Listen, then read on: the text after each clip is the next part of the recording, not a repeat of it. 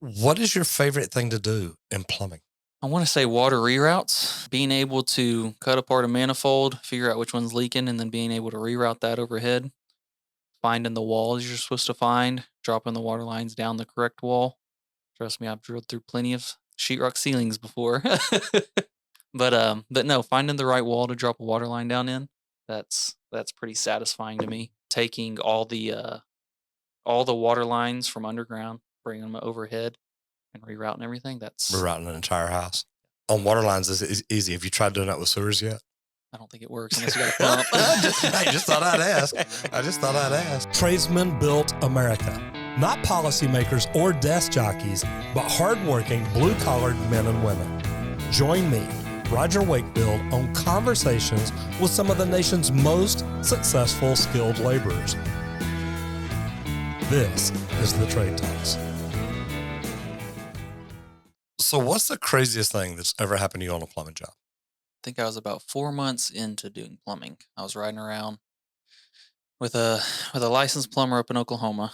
We pull up to this house in a small Oklahoma town. We walk up, and the lady has said that she has been out of the house for, I want to say, close to 8 months, taking care of her sick mom down here in Houston, Texas. And she had her, I want to say, her daughter-in-law and 2 of her brothers taking care of the house while she was gone. So her daughter-in-law told her that she was no longer in the house no more, not living there, not doing anything at the house. So she had all utilities shut off. Well, so her daughter-in-law and her 2 brothers were still staying there, using the bathroom, doing you know what in the Oh, bathroom, yeah. everything. And so we walk into this bathroom, and this lady's on the porch, pretty much gagging, telling us she can't even go inside the house because it's that bad. So we walk in there, and we go to the stool, and as you can imagine, they had been using that thing while the water was off, this high. Oh. Oh, it was terrible. At that point, I think I was like, man, I don't think plumbing's for me. It's kind of nasty. So what'd y'all do? So the plumber I was with, he actually took a shovel, had me hold the trash bag while I was turning my head, took a shovel, shoveled the number 2 out of the toilet, put it in the trash bag. We got the toilet working. Got it, cleaned it up a little bit to where it would flush because she had the water turned on the day before. Right. Cleaned the toilet up to where it would flush like normal.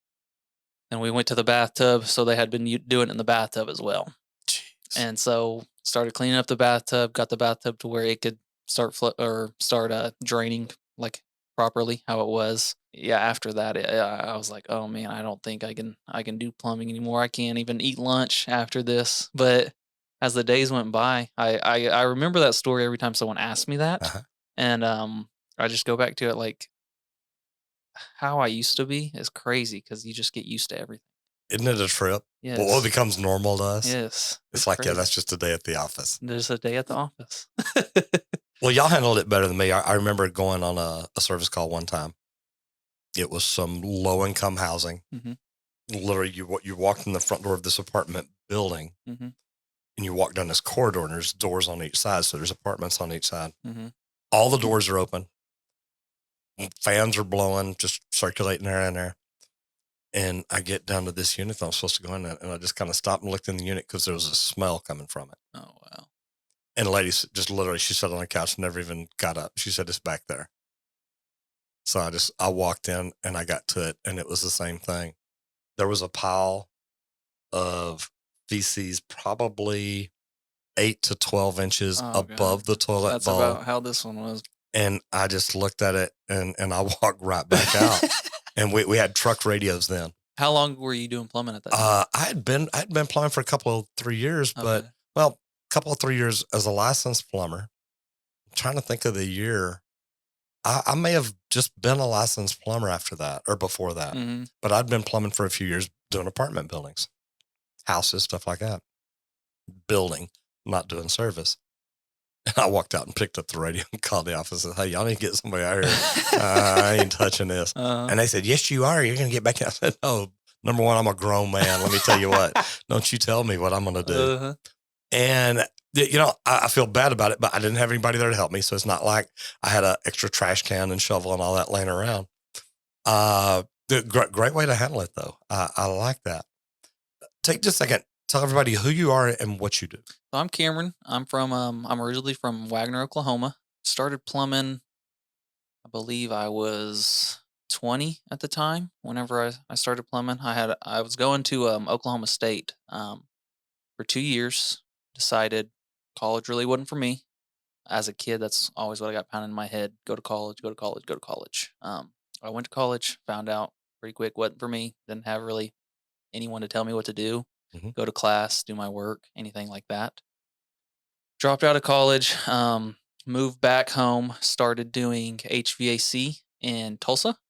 Did that for about, I want to say 8 months.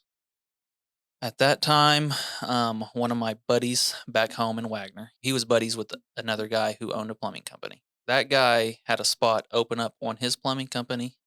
He knew I was doing HVAC, knew I didn't really like it because we hunted together. So I'd talk to him every now and then. Mhm. He knew I was doing HVAC, knew I didn't really like it. So he asked if I wanted to come work for him.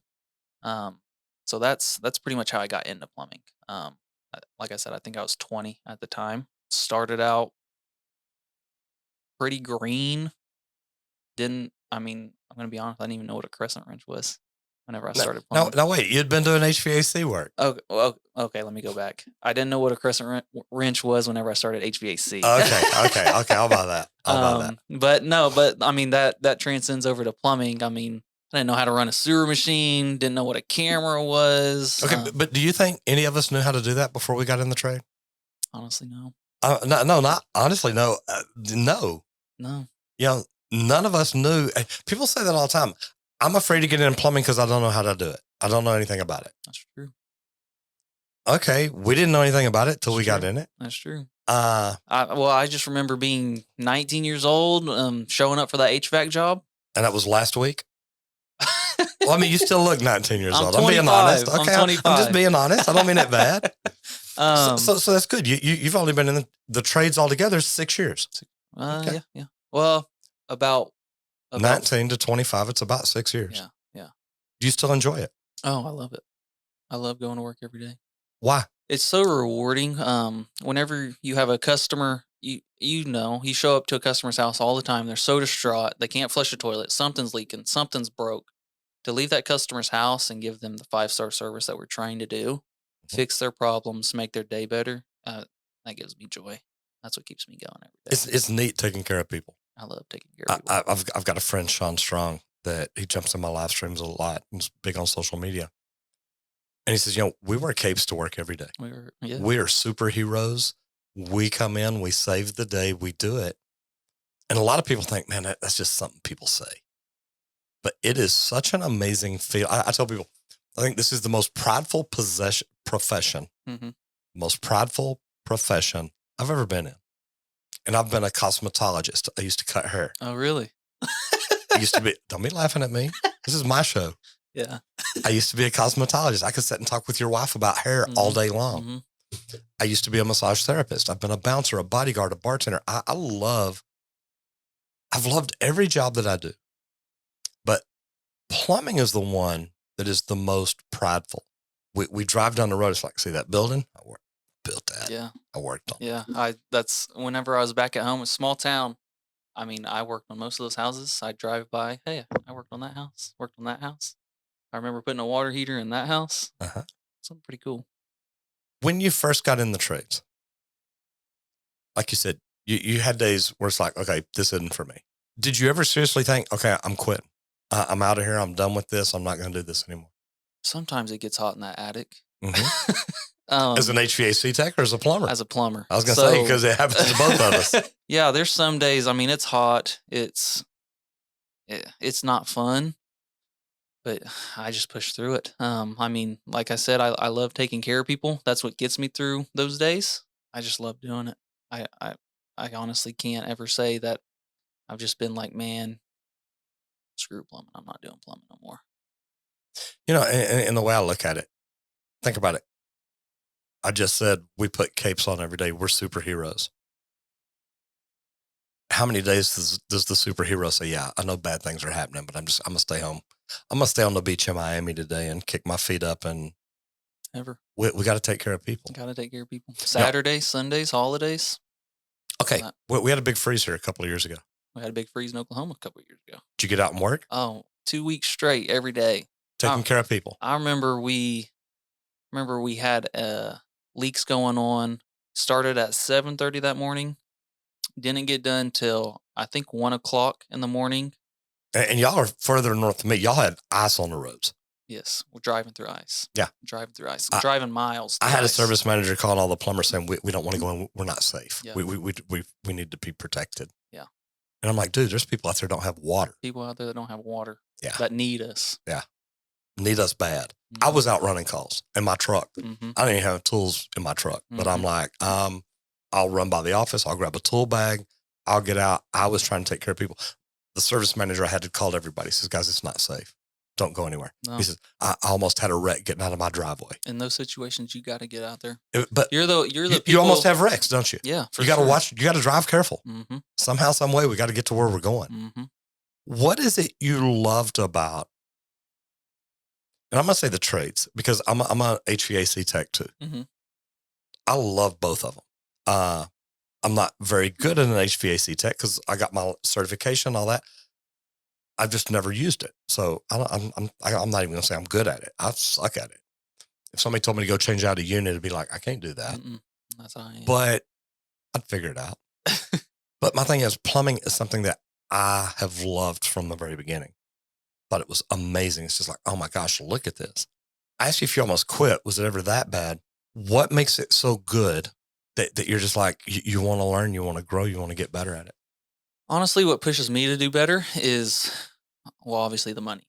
Obviously, there's tons of money to be There's made. good money in trades. plumbing, isn't there? That's what pushes me every day. That's my end goal, making the money. Do you make good money? You've been in this 5 years. I'm gonna be honest. Since moving down to Texas, I've either doubled my salary, tripled my salary. It's not a bad gig, is it? No, not a bad gig at all. I love this. I want to say I'm doing better than most of my friends that went to college.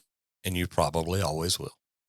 That's what I like about it. It's neat. No college degree, high school diploma. Yeah, you don't have any student debt, do you? Mm-mm. They do. Mm-hmm. Was it Garth Brooks or Kenny Chesney that went to Oklahoma State and quit too? Garth Brooks. Yeah. Yeah. Y'all I'll say quit. You're Kenny. both about having a good living. Yeah. You and Garth have a lot in common. I wish I could sing like him. Yeah.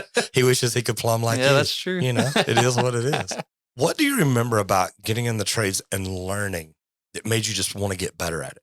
Did you have any mentors in the beginning that taught you right from wrong, good from bad? This is the way you do it. This is what you don't do. Yeah, the first plumber I started to work with, the guy that my buddy set me up with, Kyle. He's always been a great plumber. He's pretty much taken me under his wing. He's someone I can always call if I have a question. Someone I can always count on to be there to let me know what I'm doing right, what I'm doing wrong. And honestly, every plumber I've ever met, you can honestly call them and ask them how you do this, what's going on here. If you have a question, ask them. That's what I love about the plumbing community. I could go down to the supply house and meet a plumber, get his number, and then call him 2 days later and ask him a question about a slab leak. I think all the trades are like that. Don't get me wrong. I talk trash about electricians every opportunity I get. Man, at the end of the day, they're my brothers. They're my brothers. That they are.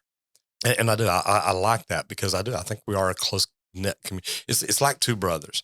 You know, me and my brother may get mad and fight. But if you're an outsider and you step in and tell me my brother is stupid or something, it's like, boy, you got your hands full now. Uh-huh. And I think that's what it's like. It's like, look, we'll talk trash about each other all day long. But you're on the outside, you don't get to do that about none of us. Yeah.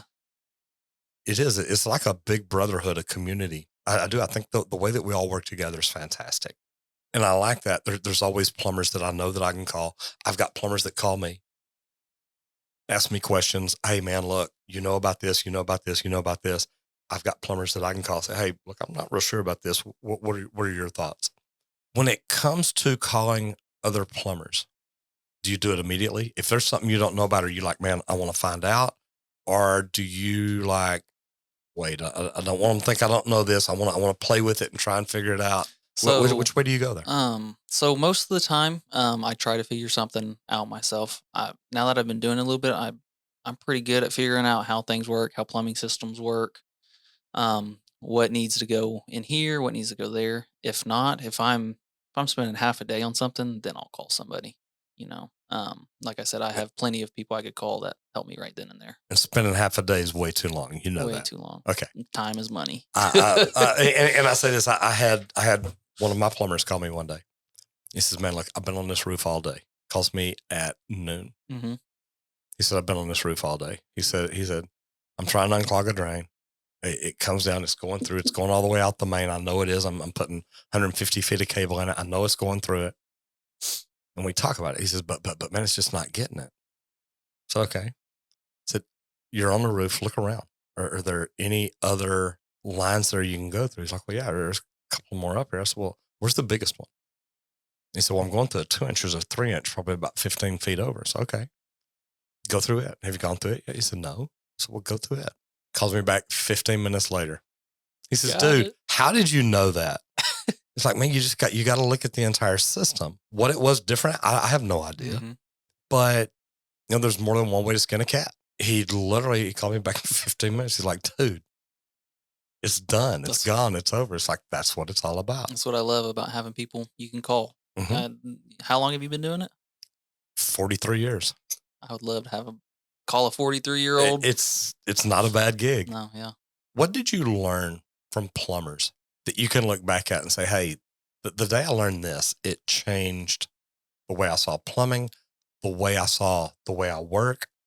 What made you a better person from working with some of these plumbers? If you're enjoying the Trade Talks, hit that subscribe or follow button, which helps us produce this awesome blue-collar content absolutely free. And now, back to the episode. It has developed my wanting to help people, wanting to have conversations with people. I'm usually a shy, reserved kind of guy. Don't really go out there and talk with people. Plumbing kind of makes you talk with people, makes you ask questions, figure out what's going on with their plumbing. Makes you get to know them, how long they've lived in their house, how long have they used this faucet for, stuff like that. Plumbing has kind of got me out of my comfort zone I like that. of just being shy and reserved. Like I said, it makes you talk. Have you always been a service plumber? Yes. So you've never done new construction?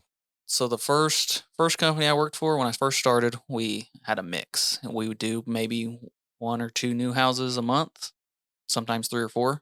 So I've done a little bit of new construction, not enough to go out and do it by myself, but if I can help someone out pretty good. So you understand underground, you know what's in the walls, you know how to set fixtures, you know all that. Yeah. See, I love that because to me and I have people ask me all the time, Roger, is it better for me to start out in construction or better to start out in service? And I see both ways. Yeah, same. But I love the fact that, when you do construction, you know what's underground. Yes. You know what's in the walls. Yes. You know what it should look like. Yes. Or what it could look like. Maybe not always what it does look like. Yeah. But, what is your favorite thing to do in plumbing? I want to say water reroutes, being able to cut apart a manifold, figure out which one's leaking, and then being able to reroute that overhead, finding the walls you're supposed to find, dropping the water lines down the correct wall. Trust me, I've drilled through plenty of sheetrock ceilings before. But no, finding the right wall to drop a water line down in, that's pretty satisfying to me. Taking all the water lines from underground, bringing them overhead, and rerouting everything. That's Rerouting an entire house. On water lines is easy. Have you tried doing that with sewers yet? I don't think it works unless you got a pump. I just thought I'd ask. Rerouting water lines overhead. Slab leaks are huge in Texas. Mm-hmm. Huge. Mm-hmm. You say, look, I'm good at isolating, Mm-hmm. figuring out exactly where the leak is, Mm-hmm. which is great because to me that's a lost art. We've had lots of isolation testing going on over the summer. Mm-hmm. Because you know how hot it got down here. Mm-hmm. Ground moving around, breaking pipes. You bet. Had to do lots of isolation testing on new PVC homes. It's crazy. It's crazy. I've gotten a lot of isolation testing experience from being a rescue air. It's a great thing to know. Great thing to know. How did you learn it? So I learned it from a company I worked at in Oklahoma City. They had a pretty big drain department that they did. So they also lined pipe. Okay. They had a pretty big drain department, so I would ride around with the boss quite a bit, and he taught me pretty much how to isolate. I honestly didn't even know what a hydrostatic test was at first. Number one, it's not a hydrostatic test. I'm confused. I see it on your face. I'm confused. What do you mean it's not a hydrostatic Do you test? apply pressure to the system? No. Okay. Hydrostatic test, you do. Oh, okay. I see. Get away from that word, I see. Okay. especially here in Texas, because Trek has it in their contract. If you go look at a house for someone to do a sewer water test, they want you to sign their paper saying, if you do a hydrostatic test and you cause damage to this house, Mm-hmm. you're responsible for it. You've done sewer water tests. Mm-hmm. Can you damage the plumbing system? Mm-hmm. How? You put pressure on it and blow But you're something not up? putting pressure on it. You just told me you're not putting pressure, correct? Yeah, yeah. This is a conversation I've had with certain brokers, attorneys here in town. Mm-hmm. They call it a hydrostatic test. We never should. I see where you're going. Because you just told me I never put pressure on it. Mm-hmm. So it's not a true hydrostatic test. I tell them, guys, all I'm doing is a sewer water test. How do you test the water? You put a gauge on it. You see what the city pressure's at. You shut the valve. You're not applying any more pressure. Mm-hmm. You cannot damage that system. Mm-hmm. Great? Mm-hmm. Sewer line, you stick a test ball in. You fill it up with water. Are you putting any pressure on it? Can you damage that system? No. I mean, it's holding water. It's what it was designed to do. Mm-hmm. When it's brand new, plumbers have to do that to make sure it passed test. So we're not doing anything to the system that could ever damage it. So to me, that's where hydrostatic test, just think about that word and get away from it, because it literally means to externally apply pressure to a system to make sure that it holds or it doesn't leak or whatever. So do you just call it a sewer water test? That's it. That's it. I'm just testing it to see if it's leaking. I've always been told. So it's the way we're taught. I get it. And I'm trying to change the vernacular for plumbers. Yeah. Get off that word. Go to Wikipedia and study hydrostatic test. You've got to apply external pressure.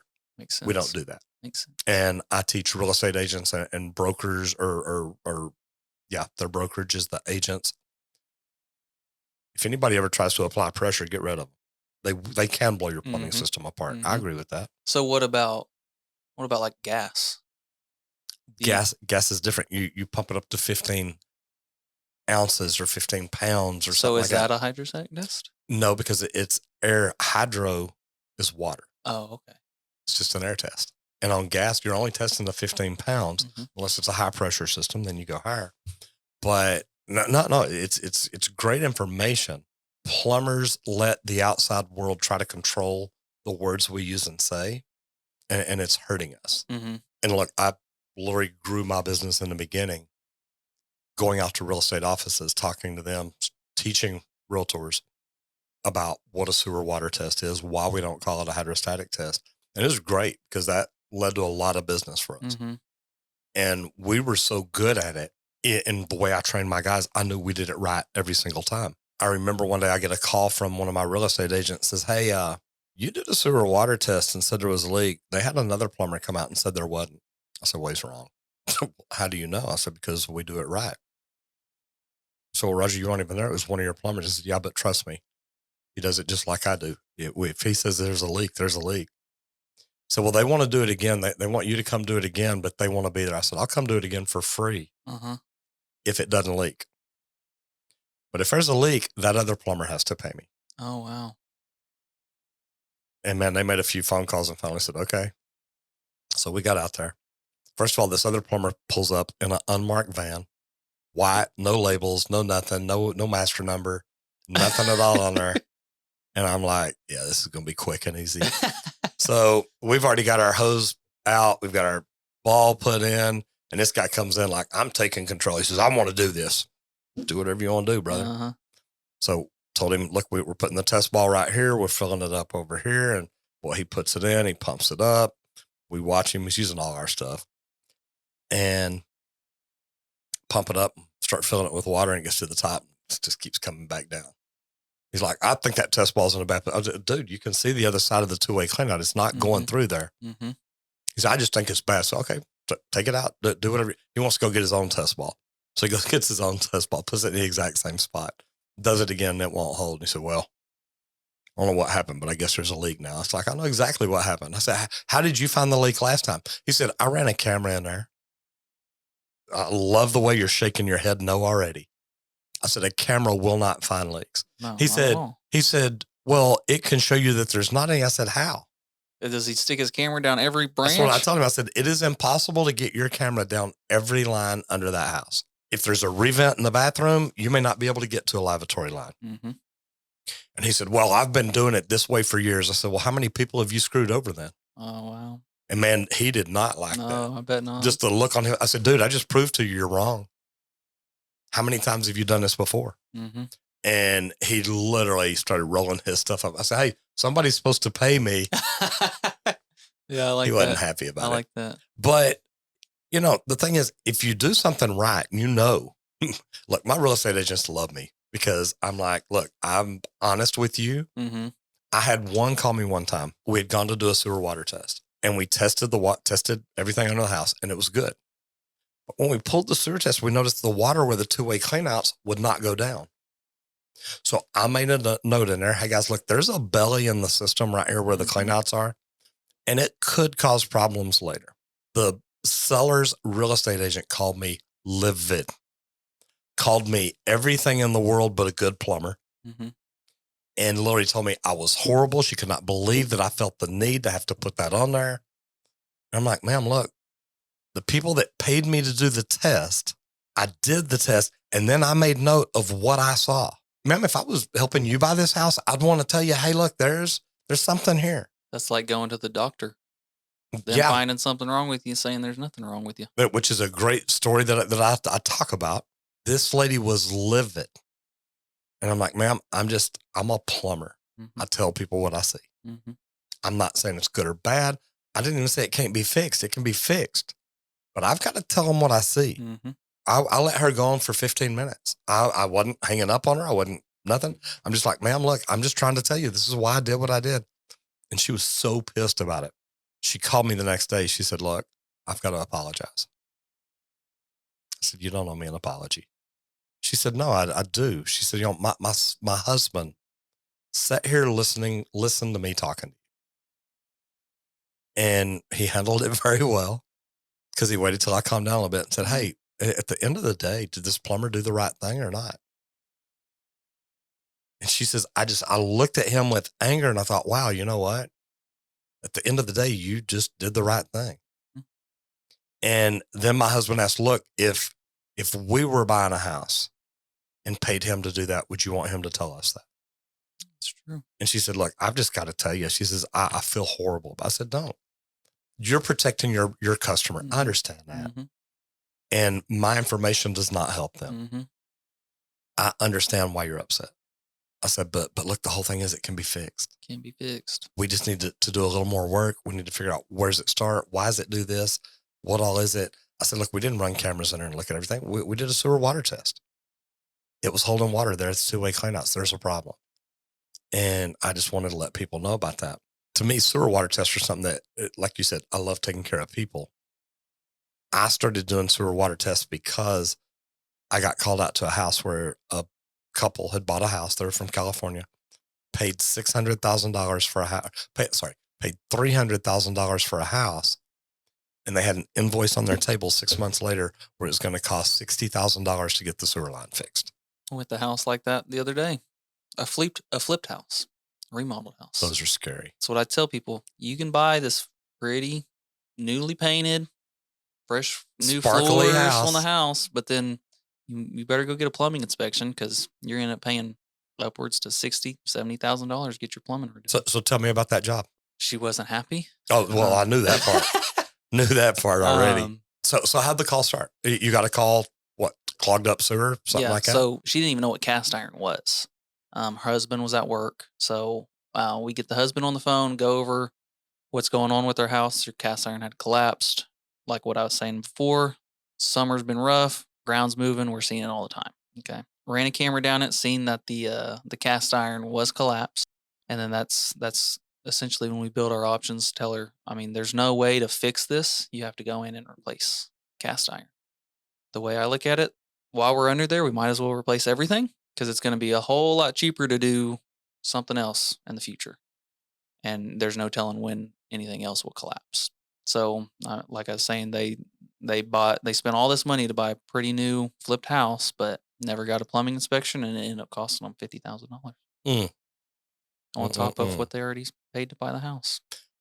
You know, and here's what I tell real estate agents too when I talk to them.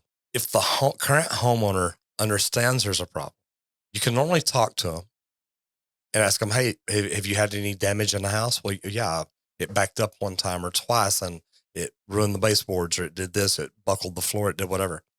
Now the insurance company's involved. Mm-hmm. The insurance company will pay for this. Mm-hmm. Because if it's ever caused damage in the house, they have to address it because they don't want it to keep recurring and having to fix that over and over again. So if you're a seller's real estate agent, you shouldn't be upset. It's like, look, we can get this fixed. Now, if I'm buying a house and I walk in your house, you say, hey, all the plumbing underneath is brand new. Dude, I'm in. Oh, yeah, for sure. Such a better deal. Oh, yeah, for sure. And I think that's something that people take for granted is plumbing. Like I said, you can spend $50,000, $60,000 just to get your plumbing redone. And people take that for granted. Out of sight, out of mind. They don't know. Mind. It's not there. No inspectors. Inspectors don't do plumbing inspections. So have you ever heard of an inspector putting a camera down a pipe? No, but do you know they're legally allowed to now? Are they really? Yep. They changed the plumbing license laws last year, I believe. Really? But I don't know home inspector crazy enough to do it. Buy a camera? Because, but number one, who wants to buy an $8,000 camera? That's what I'm like you. I've got the Milwaukee, but I've got the 150, the 250, the 350, or 152 and 3, whatever it is, where I can move that console from the other one to the other one to the other one. And now I've got a whole new reel, a whole new cable, a whole new head, bigger push rod, all kinds of fun stuff. Yeah. And I love the backpack part, carried up on a roof with me. Yes, it's awesome. So many cool things. But I don't like rerouting. You don't like rerouting? Tunneling. Really? Yeah. Why? Because I'm old school. We used to couldn't put copper in the attic. Oh, I see. So now we got PEX, y'all never expansion, have PEX. contraction. Exactly. So I've done it before. I've thrown it out. Always give options. So there's always that option. Yeah. Once you became a journeyman and you started looking at how do I better myself? How do I become a great plumber? What kind of things did you have to learn to help you improve your bottom line? If you're enjoying the Trade Talks, hit that subscribe or follow button, which helps us produce this awesome blue-collar content absolutely free. And now, back to the episode. I want to say I'm not very good at leak locates, okay? I'm always interested in training. Like what I was saying to you, I would love to come out here and do this training that you got set up for the leak locating. Whenever you get the sewer isolation testing set up, I'd love to come out here and do that for sure. Really every aspect of plumbing. How toilets worked, how a faucet worked. I had no idea how a shower faucet worked until my boss, I think my 5th day of plumbing, took me behind a shower, cut open the sheetrock, and showed me how the valve worked. Just on the job training is what has helped me a ton. Have you had any other training, like best practice groups? Any of those? Do you go through their trainings and stuff like that to learn things? So we just had a Next Start training. Mm-hmm.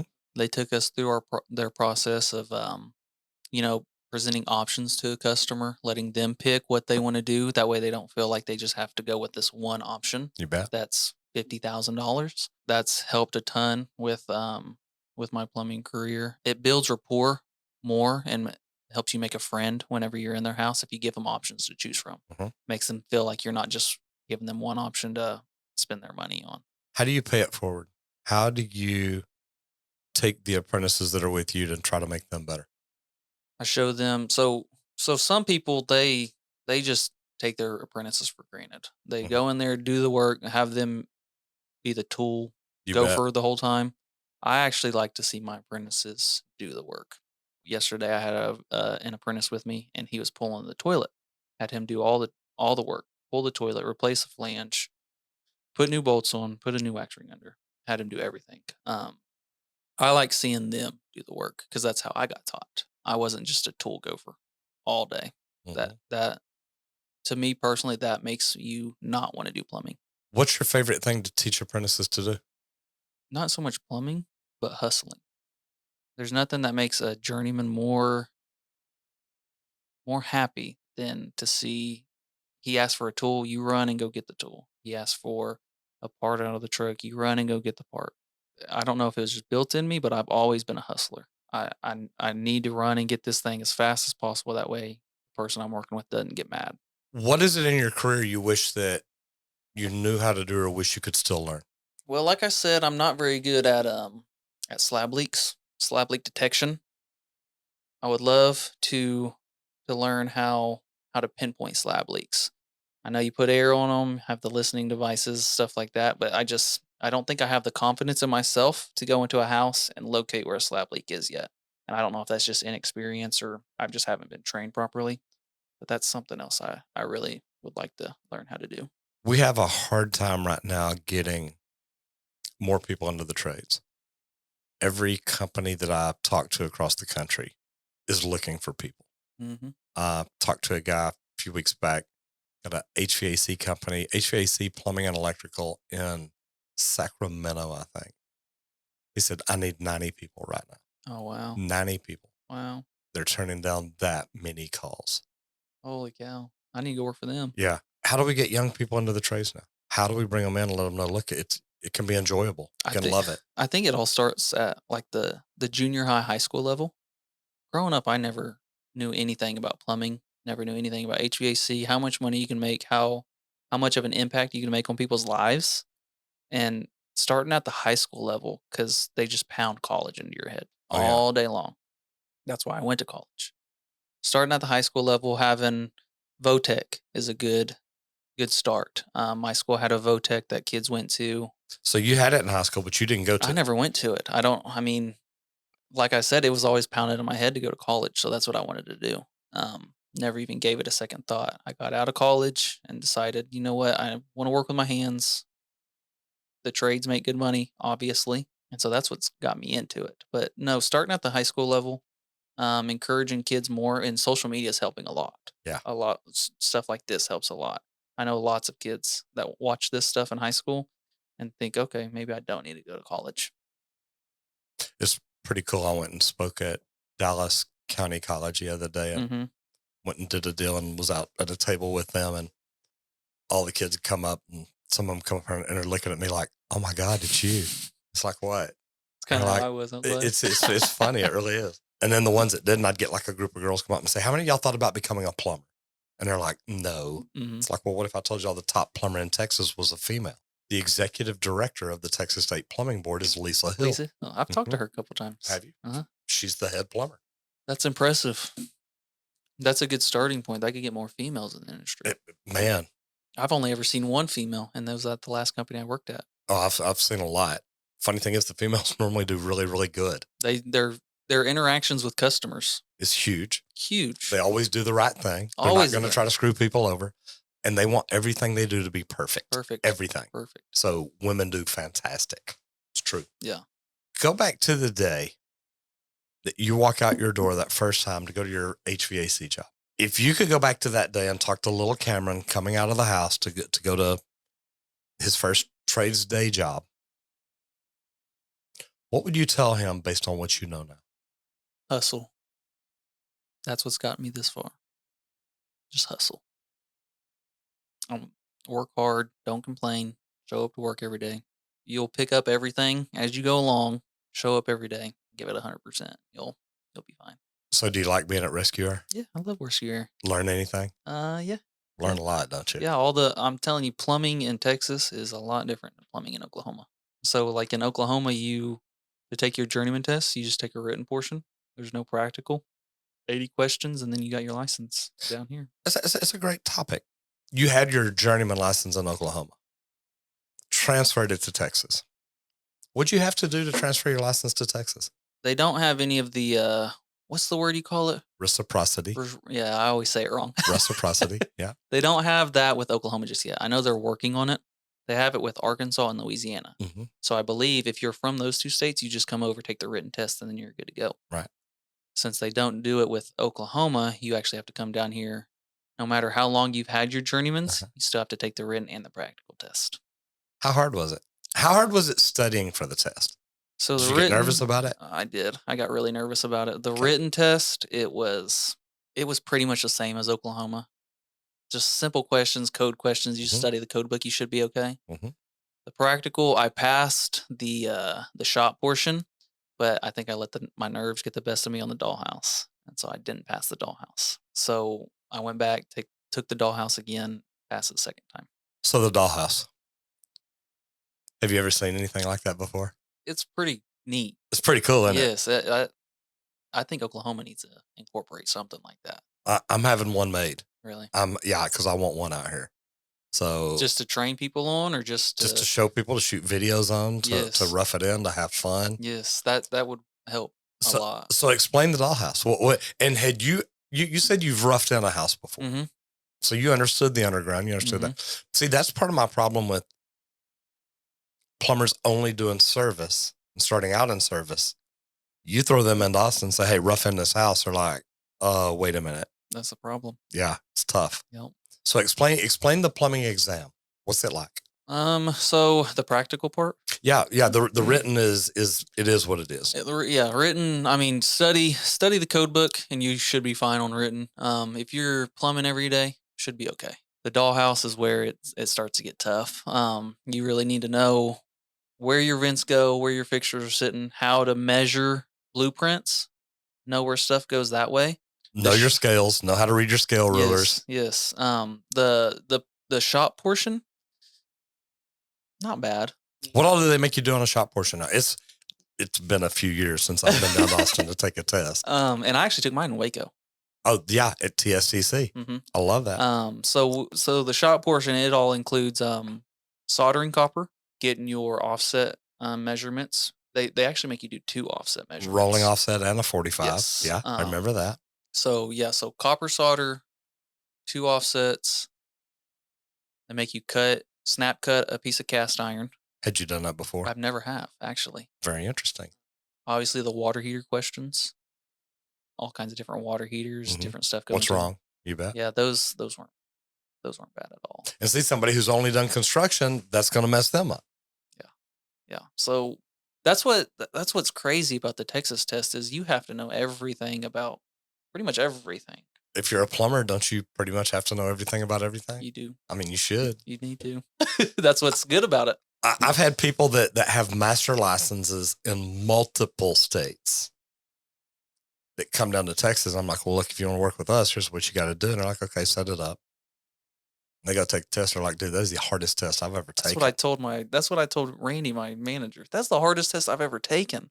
Well, and the reason that they don't have reciprocity with Oklahoma is because y'all's test is so easy. Really? And they're like, look, we don't know that they're a good plumber. That's We true. don't know what they can do or can't do. So do you know the Arkansas and Louisiana test? Is it I kind don't. of similar? I'm assuming because that's what I was always told. The reason Texas used to have reciprocity with nobody. Really? It's like, look, we're the best. We've got the hardest test. Nobody else tests to our level. So why would we give them a license? So I'm assuming Louisiana and Arkansas's tests are pretty close to ours now. I see. That makes sense. Whenever I wanted to first move down here, I always thought, I had my journeyman's. All I needed to do was go down there and take a written test. Yeah, piece of cake. Dead wrong. Yeah. I love the idea of telling kids to hustle because I tell people getting in the trades right now, if you try to become the best, it's going to be easy to do because nobody else is trying.